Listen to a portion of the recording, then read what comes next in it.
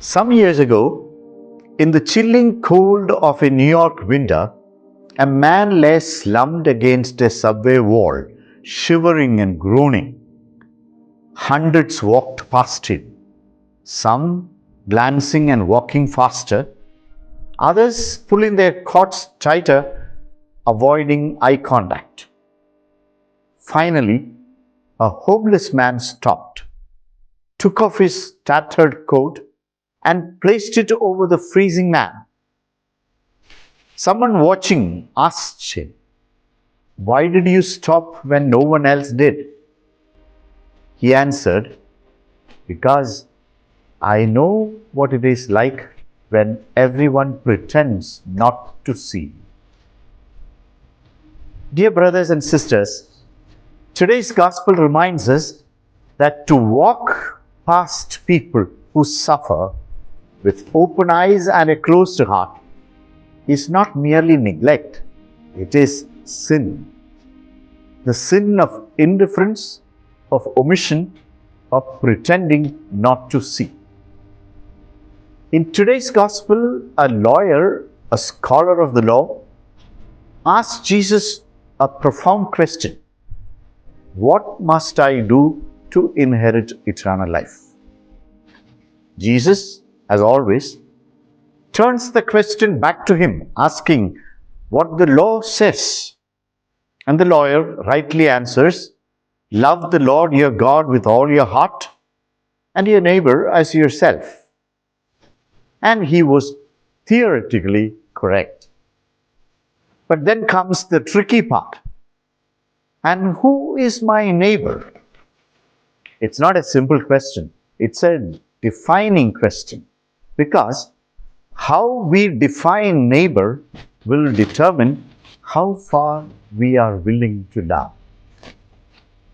That's when Jesus tells the parable of the Good Samaritan, a parable that holds a mirror to our hearts. The priest and the Levite, both religious men, see the injured man. The Greek word used to suggest that they noticed him and chose to pass by. They didn't lack sight, they lacked mercy. They sinned by pretending not to see.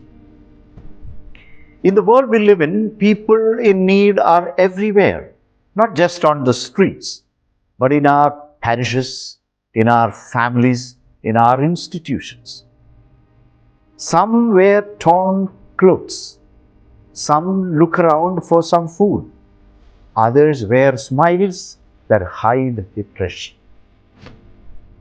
We have become experts at looking without seeing and hearing without listening.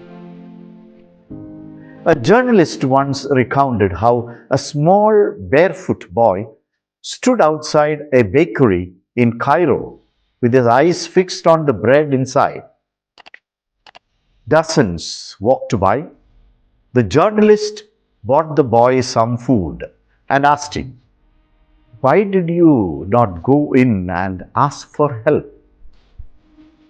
The boy replied, "Because I am invisible." What a tragedy when people made in the image of God become invisible to us.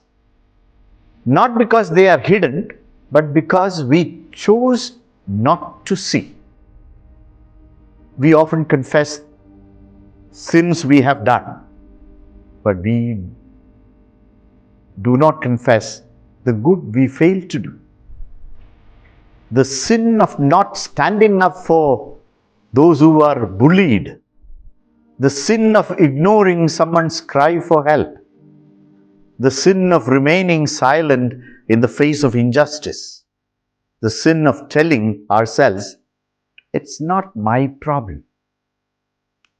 Saint Teresa of Calcutta once said, "The biggest disease today is not leprosy or tuberculosis, but the feeling of being unwanted, uncared for, and forgotten." When we pretend not to see those in need, we contribute to that disease. In the gospel story, the Samaritan does something powerful. He sees the man, he stops, and he acts. He crosses cultural, religious, and social barriers. He risks his own comfort and safety. He binds wounds, pays for the inn, and promises to return. He's not just a good man, he is a model of true discipleship. Jesus is telling us that mercy is the mark of a true believer. And the absence of mercy, the turning away, is not neutral, it is sin. The question is no longer, who is my neighbor? But to whom can I become a neighbor? Jesus redefines love, not as a concept, but as a concrete action. Being a neighbor means seeing others in need without looking away, crossing the road even when it is inconvenient, loving with action, not just intention. Hence, becoming a neighbor, becoming a Christian disciple is about the heart, not geography. Pope Francis, in one of his Lenten messages, said, "We have become used to the sufferings of others. It doesn't affect us anymore. We live in a culture of indifference. It is not my responsibility," we say.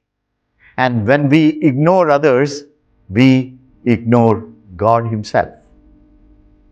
Indifference is a slow death of compassion. Every time we say, "It's not my problem," or "someone else will help," we push the wounded person further into the ditch. Let's ask ourselves, whom have I pretended not to see? Did I pretend not to see the old neighbor who needed company? Did I ignore the classmates who sits alone? Did I avoid the family member who is struggling? Did I walk past the hungry and justify it saying, "I can't help everyone"? These moments, when multiplied, define our soul. Love isn't a grand gesture. It's the daily choice to notice, to care, to stop. Open your eyes. Open your heart. Jesus ends the parable with a command, "Go and do likewise." Don't wait for a special call.